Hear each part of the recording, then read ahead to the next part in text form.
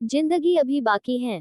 काम तो रोज ही रहता है रीमा को, पर आज उसे काम से नहीं एक नाम से परेशान थी। सुजीत राठौर, यही नाम था उसका जो अभी रीमा से मिलने आने वाला था। डिप्टी कलेक्टर के पद पर आसीन रीमा त्रिवेदी एक अधेड़ उम्र की सभ्य व गरिमा में व्यक्तित्व थी। घबराहट तो इतनी थी आज उसे कि बार बार ये सोचकर ही कांप जाती, ये वही हुआ तो। पर आज खुद को कई बार आईने में भी निहारने से नहीं मान रही थी। क्यों? इसका जवाब तो आज रीमा भी नहीं जानती थी। खैर, लंच के बाद सुजीत राठौर अंदर आए तो लगा जैसे रीमा के शरीर का सारा खून ही सूख गया हो। वही आंखें जिन पर अब चश्मा चढ़ चुका था, वही रौबदार व सभ्य आवाज, बस उम्र का चढ़ाव वहां भी थी। बड़ी मुश्किल से संभाला रीमा ने खुद को। सुजीत ने बड़ी समझदारी से सारी औपचारिकताएं निभाई, जैसे वो केवल एक अधिकारी से मिलने आया है। काम खत्म और सुजीत कमरे से बाहर जा चुका था। अब रीमा अकेली थी। काम भी खत्म, पर आज उसका घर जाने का मन ही नहीं हुआ। आज अतीत ने उसे फिर अपने पास बुला लिया। कॉलेज में सुजीत रीमा को बहुत पसंद करता था, और ये बात पूरे कॉलेज को पता थी। रीमा भी सुजीत को पसंद करती थी, पर ये बात सिर्फ रीमा ही जानती थी। रीमा जानती थी कि उन दोनों के रिश्ते का कोई भविष्य नहीं है, इसलिए वो चुपचाप आगे बढ़ती गई। कॉलेज का आखिरी दिन, सभी खुश और थोड़े उदास थे, पर इन सब में आज कुछ और भी होने वाला था। भागम भाग और उतनी भीड़ में जब रीमा कॉफी लेने कैंटीन गई, तो वो समझ चुकी थी कि सुजीत उसके पीछे है। कहीं न कहीं वो खुश हो रही थी, पर सिर्फ दिल में। चेहरा तो अजनबी बनने का मुखौटा ओढ़े हुए था। बीच में ही सुजीत ने उसे रोका और कहा, रीमा प्लीज रुको, मुझे कुछ बात करनी है।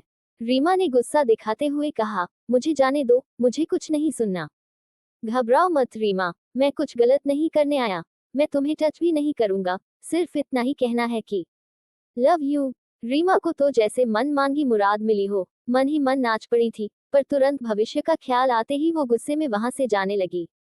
तब सुजीत ने कहा, आज तुम कॉलेज के बाद बाहर पार्क में आकर खुद मुझे जवाब दो, हाँ या ना। रीमा को लगा जैसे अभी चीख कर बोल दे, हाँ सुजीत हाँ। पर खुद को रोकते और आंसू छुपाकर वो भाग गई। उस दिन के बाद वो सुजीत से कभी नहीं मिली, पर दोस्तों से सुनती थी कि सुजीत रोज कॉलेज के पार्क में रीमा के जवाब का इंतजार करता था। रीमा ने सोचा कुछ दिनों बाद सब भूलकर आगे बढ़ जाएगा। आज इतने सालों बाद रीमा को लगा कि वो सही थी। सुजीत इतना आगे निकल गया कि आज रीमा भी उसके लिए अजनबी हो गई। 8 महीने गुजर गए और जिस प्रोजेक्ट के सिलसिले में सुजीत रीमा से मिला था, आज उसका उद्घाटन था। पर आज रीमा सामान्य थी। साइट पर सब कुछ व्यवस्थित था। तभी किसी के शब्दों ने रीमा को हिलाकर रख दिया। सुजीत जी, न तो आपके बीवी बच्चे, नहीं माता पिता, न कोई सालगिरह, फिर आप हर साल इसी तारीख को बनारस क्या करने जाते हैं? सुजीत ने कहा, इंतजार करने। रीमा से अब रहा नहीं जा रहा था। वहां से तो वो चली आई, पर अगली सुबह सुजीत के दरवाजे के सामने खड़ी थी। सुजीत ने दरवाजा खोला और कहा, आओ रीमा, अच्छा, तो पहचानते हो मुझे? रीमा गुस्से में थी। तुम बाहर एक सरकारी पदाधिकारी हो, तुम्हारी गरिमा बनी रहनी चाहिए, सुजीत ने मुस्कुराते हुए कहा। रीमा ने आतुर होकर पूछा, तुमने शादी क्यों नहीं की? मैंने कहा था ना, तुम जब तक जवाब नहीं दोगी, आगे नहीं बढ़ूंगा।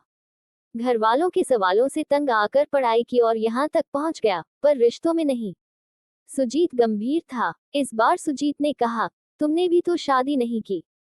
इस बार रीमा मन में शांत थी। तुम्हें हाँ कहकर छोड़ने की हिम्मत नहीं थी, और ना तो कभी कह ही नहीं सकती थी। घर वालों से लड़ने की ताकत नहीं थी, इसलिए पढ़कर इस लायक बन गई कि अपनी शादी से जुड़ा फैसला कर सकूं, और घर वालों और उनकी इज्जत पर दाग न बनूं। थोड़ी देर दोनों शांत थे। रीमा चुपचाप चली गई। खबर मिली कि रीमा मैडम एक हफ्ते की छुट्टी पर हैं।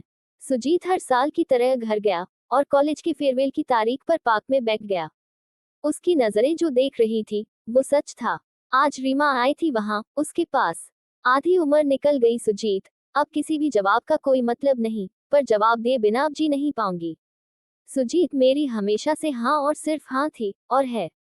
सुजीत मुस्कुराता हुआ उसके पास गया और रीमा का हाथ थामकर कहा, आधी उम्र निकली है, पर जिंदगी अभी बाकी है। साथी बनोगी मेरी। इस बार रीमा की बारी थी। रीमा ने गले लगते हुए कहा, चलो, अब हम अपनी दुनिया अपने तरीके से बसाएंगे। आज बरसों के इम्तिहान के बाद आखिर दो प्रेम करने वाले एक हो गए। आखिर एक सवाल को उसका जवाब मिल ही गया।